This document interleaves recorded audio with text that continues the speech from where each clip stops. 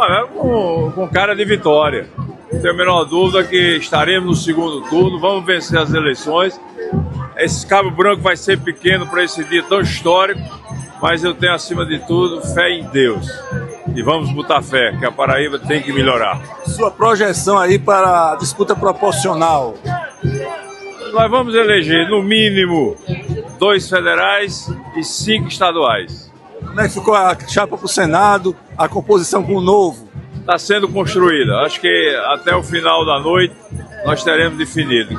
Temos que ter a posição de Queiroga, que é quem vai tomar uma decisão mais firme, e evidentemente que esperamos também até o final do dia de hoje para que possamos completar a nossa ata, possamos ter a nossa vice-governadora.